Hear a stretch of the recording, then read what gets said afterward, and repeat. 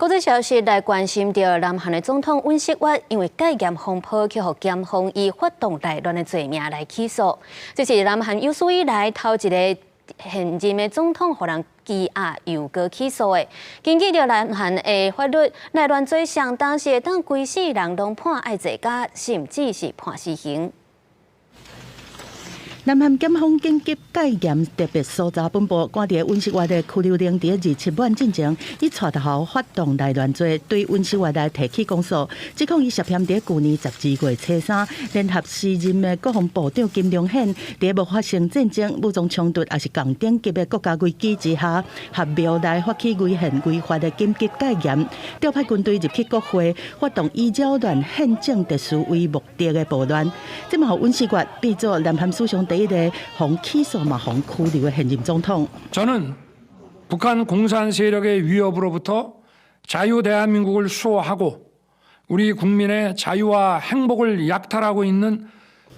尹锡悦伫紧急戒严令事件发生了后，随着予国会担协，目前公调处第2摆去尹锡悦的官邸掠人才成功，而且伫23甲这案移交予检方，要求检方对尹锡悦来提起公诉。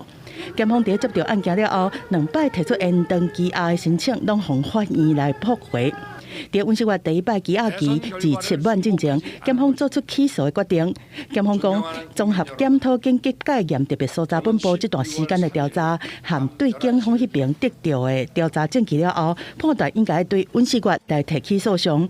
南韩反对党对检方的决定是表示欢迎。尹锡悦的案件嘛持续引起南韩社会强烈对立和分歧。 저의 마음은 대통령께서 빨리 감옥에서 나오셔가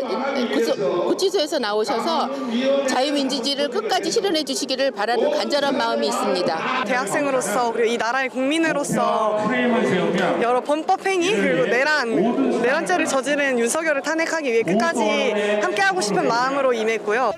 内乱是南韩总统无豁免权的少数刑事罪之一。根据南韩的法律，内乱罪主犯上悬会当判终身监禁，也是死刑。但是南韩1997年以来拢毋捌执行过死刑。南韩宪法法院嘛，搁在处理尹锡悦的弹劾案，但是内乱罪案件开始审，而且弹劾案还未有裁决结果。尹锡悦会变做南韩第一个伫刑事法庭受审的现任总统。公司新闻金冠庆编译。